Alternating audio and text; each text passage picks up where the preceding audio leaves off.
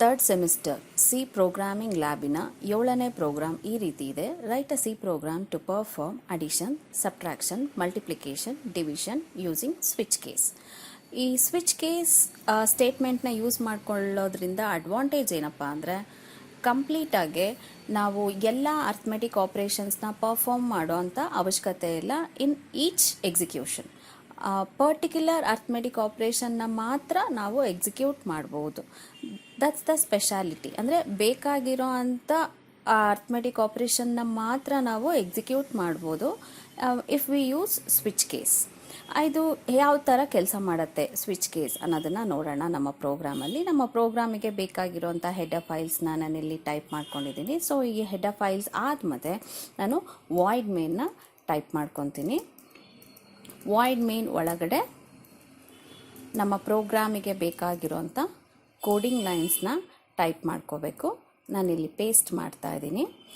We will see ಏನೇನು coding ಲೈನ್ಸ್ನ ನಾವಿಲ್ಲಿ use ಮಾಡಿದ್ದೀವಿ ಅಂತ. ಮೊದಲಿಗೆ ನಮ್ಮ ಅರ್ಥಮೆಟಿಕ್ ಆಪ್ರೇಷನ್ಸ್ನ ಪರ್ಫಾರ್ಮ್ ಮಾಡಬೇಕು ಅಂದರೆ 2 ಆಪರ್ಯಾಂಡ್ಸ್ ಬೇಕಾಗುತ್ತೆ, ಎ ಬಿ. ಸೊ ಇಲ್ಲಿ ನಾನು ಸ್ಕ್ಯಾನ್ಎಫ್ ಸ್ಟೇಟ್ಮೆಂಟಲ್ಲಿ ಎ ಬಿ ಅನ್ನೋವಂಥ ವೇರಿಯಬಲ್ನ ಇನ್ಪುಟ್ ಮಾಡ್ಕೊತಾ ಇದ್ದೀನಿ. ಆ ವೇರಿಯಬಲ್ಸ್ಗೆ ವ್ಯಾಲ್ಯೂನ ಇನ್ಪುಟ್ ಮಾಡ್ಕೊಬೋದು. ಅದಾದಮೇಲೆ ನಾವು ಅರ್ಥಮೆಟಿಕ್ ಆಪ್ರೇಷನ್ಸ್ನ ಪರ್ಫಾರ್ಮ್ ಮಾಡ್ಬೋದು. ಈ ಸ್ಕ್ಯಾನ್ಎಫ್ ಸ್ಟೇಟ್ಮೆಂಟ್ ಅಂದರೆ ಇನ್ಪುಟ್ ಸ್ಟೇಟ್ಮೆಂಟ್ ಆದಮೇಲೆ ನಮ್ಮ ಪ್ರೋಗ್ರಾಮಲ್ಲಿ ಯಾವ್ಯಾವ ರೀತಿಯ ಅರ್ಥಮೆಟಿಕ್ ಆಪ್ರೇಷನ್ಸ್ನ ಪರ್ಫಾರ್ಮ್ ಮಾಡಿಸ್ತಾ ಇದ್ದೀವಿ ಅನ್ನೋದನ್ನು ಯೂಸರ್ಗೆ ಇನ್ಫಾರ್ಮ್ ಮಾಡೋದಕ್ಕೋಸ್ಕರ ಎಕ್ಸಿಕ್ಯೂಷನ್ ಟೈಮಲ್ಲಿ ನಾನು ಇಲ್ಲಿ ಜಸ್ಟ್ ಸಿಂಪಲ್ ಪ್ರಿಂಟ್ ಆಫ್ ಸ್ಟೇಟ್ಮೆಂಟ್ನ ಯೂಸ್ ಮಾಡಿಕೊಂಡು ಆ ಕಾನ್ಸೆಪ್ಟನ್ನ ನಾನು ಇಲ್ಲಿ ಡಿಸ್ಪ್ಲೇ ಮಾಡಿಸ್ತೀನಿ ಎಕ್ಸಿಕ್ಯೂಷನ್ ಟೈಮಲ್ಲಿ. ನಥಿಂಗ್. ಇಲ್ಲಿ ಸಿಂಪಲ್ ಆಗಿ ನಾನು ಏನು ಇನ್ಫಾರ್ಮ್ ಮಾಡ್ತಾ ಇದ್ದೀನಿ ಅಂದರೆ, ಅಡಿಷನ್ ಪರ್ಫಾರ್ಮ್ ಮಾಡಬೇಕು ಅಂದರೆ 1 ಅನ್ನೋಂಥ ವ್ಯಾಲ್ಯೂನ ಪ್ರೆಸ್ ಮಾಡಿದ್ರೆ ಅಡಿಷನ್ ಪರ್ಫಾರ್ಮ್ ಆಗುತ್ತೆ. ಸಬ್ಟ್ರಾಕ್ಷನ್ ಪರ್ಫಾರ್ಮ್ ಮಾಡಬೇಕು ಅಂದರೆ 2 ಅನ್ನೋವಂಥ ವ್ಯಾಲ್ಯೂನ ಇನ್ಪುಟ್ ಮಾಡಿದ್ರೆ ಸಬ್ಟ್ರಾಕ್ಷನ್ ಪರ್ಫಾರ್ಮ್ ಆಗುತ್ತೆ. ಸೊ ಫಾರ್ 3 ಮಲ್ಟಿಪ್ಲಿಕೇಶನ್ ಪರ್ಫಾರ್ಮ್ ಆಗುತ್ತೆ. For the value 4 division perform ಆಗುತ್ತೆ. Then for the value 5 modular division perform ಆಗುತ್ತೆ ನಮ್ಮ ಪ್ರೋಗ್ರಾಮಲ್ಲಿ ಅನ್ನೋದನ್ನು ಇಲ್ಲಿ ಸ್ಪೆಸಿಫೈ ಮಾಡ್ತಾ ಇದ್ದೀನಿ. ಆಫ್ಟರ್ ದಟ್ ಒಂದು ಪ್ರಿಂಟ್ ಆಫ್ ಸ್ಟೇಟ್ಮೆಂಟ್ನ ಯೂಸ್ ಮಾಡಿಕೊಂಡು ಹೇಳ್ತಾ ಇದ್ದೀನಿ, enter a input value between 1 to 5. So ಇಲ್ಲಿ ನಮಗೆ ಯಾವ ಅರ್ಥಮೆಟಿಕ್ ಆಪ್ರೇಷನ್ ಬೇಕು ಅಂತ ಅನ್ಸುತ್ತೋ ಆ ಪರ್ಟಿಕ್ಯುಲರ್ ಅರ್ಥಮೆಟಿಕ್ ಆಪ್ರೇಷನ್ನ ಕರೆಸ್ಪಾಂಡಿಂಗ್ ವ್ಯಾಲ್ಯೂನ ಇನ್ಪುಟ್ ಮಾಡಬೇಕು. ಸೊ ಹಾಗಾಗಿ ನಾನಿಲ್ಲಿ ಅಗೈನ್ ಇನ್ನೂ ಒಂದು ವೇರಿಯಬಲ್ನ ಯೂಸ್ ಮಾಡ್ಕೊತಾ ಇದ್ದೀನಿ, ಐ ಪಿ ಅಂತ. ಸೊ ಯೂಸಿಂಗ್ ಸ್ಕ್ಯಾನ್ಎಫ್ ಸ್ಟೇಟ್ಮೆಂಟ್ ಇದಕ್ಕೆ ಒಂದು ಇನ್ಪುಟ್ನ ರಿಸೀವ್ ಮಾಡ್ಕೊತೀನಿ.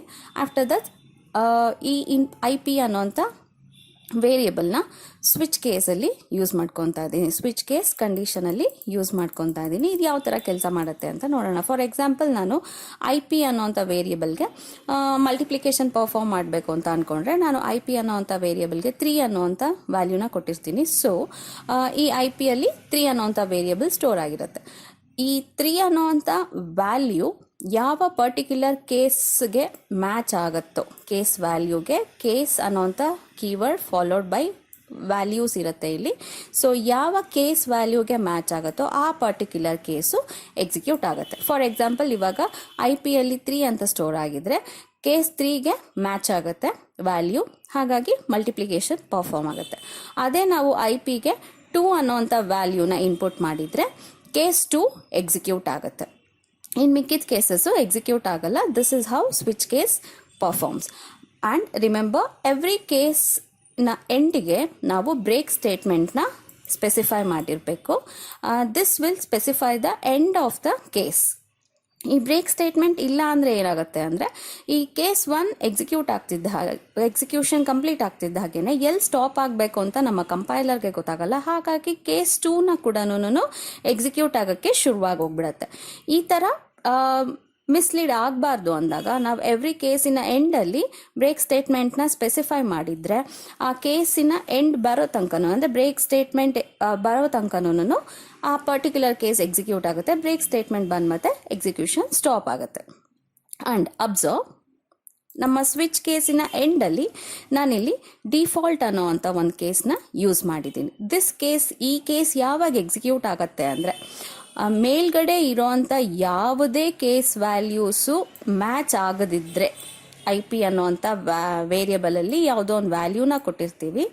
ಆ ವ್ಯಾಲ್ಯೂ ಮೇಲ್ಗಡೆ ಇರೋವಂಥ ಯಾವುದೇ ಕೇಸ್ ವ್ಯಾಲ್ಯೂಸ್ಗೆ ಮ್ಯಾಚ್ ಆಗಲಿಲ್ಲ ಅಂದರೆ ಈ ಡಿಫಾಲ್ಟ್ ಅನ್ನೋ ಅಂಥ ಕೇಸು ಎಕ್ಸಿಕ್ಯೂಟ್ ಆಗತ್ತೆ. ಸೊ ಇಲ್ಲಿ ನಾವು ಯಾವ ಥರ ಸ್ಟೇಟ್ಮೆಂಟ್ಸ್ ಬೇಕಿದ್ರೂ ನಾವು ಯೂಸ್ ಮಾಡ್ಕೋಬೋದು. ನಾನಿಲ್ಲಿ ಏನು ಹೇಳ್ತಾ ಇದ್ದೀನಿ ಅಂತ ಎಂಟರ್ ದ ಕರೆಕ್ಟ್ ಆಪ್ಷನ್ ಅಂತ ಒಂದು ಪ್ರಿಂಟ್ ಆಫ್ ಸ್ಟೇಟ್ಮೆಂಟಲ್ಲಿ ಒಂದು ಸ್ಟೇಟ್ಮೆಂಟ್ನ ಡಿಸ್ಪ್ಲೇ ಮಾಡಿಸ್ತಾ ಇದ್ದೀನಿ. ಅಂದರೆ ಇಟ್ಸ್ ಲೈಕ್ ನಮ್ಮ ಪ್ರೋಗ್ರಾಮಲ್ಲಿ ನಾವು ಐ ಪಿಗೆ ವ್ಯಾಲ್ಯೂಸ್ ಎಲ್ಲಿ ತನಕ ಕೊಡಬೇಕು, ಇನ್ ಬಿಟ್ವೀನ್ 1 to 5. ಈಗ ನಾನು 6 ಅಥವಾ 7 ಅಂತ ಏನಾದರೂ ವ್ಯಾಲ್ಯೂ ಕೊಟ್ಬಿಟ್ರೆ ಆವಾಗ ಡಿಫಾಲ್ಟ್ ಕೇಸು ಎಕ್ಸಿಕ್ಯೂಟ್ ಆಗುತ್ತೆ. ಆವಾಗ ಏನು ಬರುತ್ತೆ, ಇಲ್ಲಿ ಎಂಟರ್ ದ ಕರೆಕ್ಟ್ ಆಪ್ಷನ್ ಅನ್ನೋ ಅಂತ ಸ್ಟೇಟ್ಮೆಂಟು ಡಿಸ್ಪ್ಲೇ ಆಗುತ್ತೆ. This is how our switch case works. ಒಂದ್ಸತಿ ನಾವು ಇಲ್ಲಿ ಎಕ್ಸಿಕ್ಯೂಟ್ ಮಾಡಿ ನೋಡೋಣ. ಬಿಫೋರ್ ಎಕ್ಸಿಕ್ಯೂಟಿಂಗ್ ಏನು ಮಾಡಬೇಕು, ಸೇವ್ ಮಾಡಬೇಕು.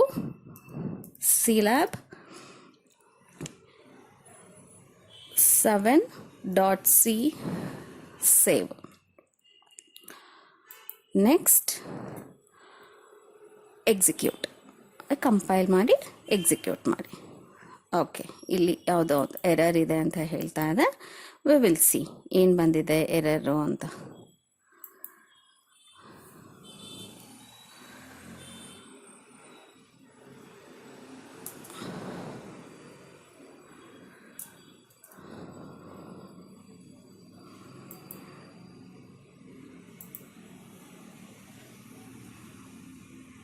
ಎಸ್, ಒಂದು ಬ್ರ್ಯಾಕೆಟು ಕಡಿಮೆ ಹಾಕಿದ್ದೀನಿ, ಹಾಗಾಗಿ ಎರರ್ ಬಂದಿತ್ತು.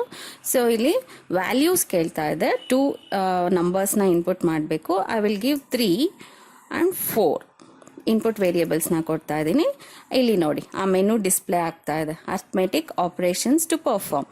So 1 for addition, subtraction 2, multiplication 3, division 4, 5 for modular division. So 1 ಇಂದ 5 ಅಲ್ಲಿ ಯಾವುದಾದ್ರೂ ಒಂದು ವ್ಯಾಲ್ಯೂನ ಇನ್ಪುಟ್ ಮಾಡಿ ಅಂತ ಕೇಳ್ತಾ ಇದೆ. ಐ ವಿಲ್ ಗಿವ್ 3ನ ಇನ್ಪುಟ್ ಕೊಡ್ತೀನಿ, ಅಂದರೆ ಮಲ್ಟಿಪ್ಲಿಕೇಶನ್ ಪರ್ಫಾರ್ಮ್ ಆಗುತ್ತೆ. ಎಸ್, 3 4s are 12 ಕರೆಕ್ಟಾಗಿ ಎಕ್ಸಿಕ್ಯೂಟ್ ಆಗ್ತಾ ಇದೆ. ಆ್ಯಂಡ್ 1 more ಎಕ್ಸಿಕ್ಯೂಷನ್ ಮಾಡೋಣ ಇನ್ನೊಂದು ಸತಿ. ಓಕೆ, ಇಲ್ಲಿ ಕೂಡ ನಾನು 2 ವ್ಯಾಲ್ಯೂಸ್ನ ಕೊಡ್ತೀನಿ. ಆಫ್ಟರ್ ದಟ್ ಓಕೆ 1 to 5 ಅಂತ ಕೇಳ್ತಾ ಇದೆ. ನಾನು ಇವಾಗ 1 to 5 ಬಿಟ್ಟು ಬೇರೆ ವ್ಯಾಲ್ಯೂನ ಕೊಡ್ತೀನಿ. ಅವಾಗ ಏನಾಗುತ್ತೆ ಅಂತ ನೋಡೋಣ. ಕಾಣಿಸ್ತಾ? Enter the correct option. ಯಾಕೆಂದರೆ ಯಾವುದೇ ಕೇಸ್ ವ್ಯಾಲ್ಯೂಸ್ಗೆ 7 ಅನ್ನೋ ಅಂಥ ವ್ಯಾಲ್ಯೂ ಮ್ಯಾಚ್ ಆಗಲಿಲ್ಲ, ಹಾಗಾಗಿ ಡಿಫಾಲ್ಟ್ ಕೇಸು ಎಕ್ಸಿಕ್ಯೂಟ್ ಆಯಿತು. ಇಲ್ಲಿ ಎಂಟರ್ ದ ಕರೆಕ್ಟ್ ಆಪ್ಷನ್ ಅಂತ ಬರ್ತಾ ಇದೆ. ಅಂದರೆ ನೀವುಗಳು ಅಂದರೆ ಯೂಸರ್ಸು 1 to 5 ಒಳಗಡೆ ವ್ಯಾಲ್ಯೂಸ್ನ ಕೊಟ್ಟರೆ ನಮ್ಮ ಅರ್ಥಮೆಟಿಕ್ ಆಪ್ರೇಷನ್ ಕರೆಕ್ಟಾಗಿ ಪರ್ಫಾರ್ಮ್ ಮಾಡುತ್ತೆ ಅಂತ ಇಲ್ಲಿ ಇನ್ಫಾರ್ಮ್ ಮಾಡ್ತಾ ಇದೆ. This is how we will use the switch case statement.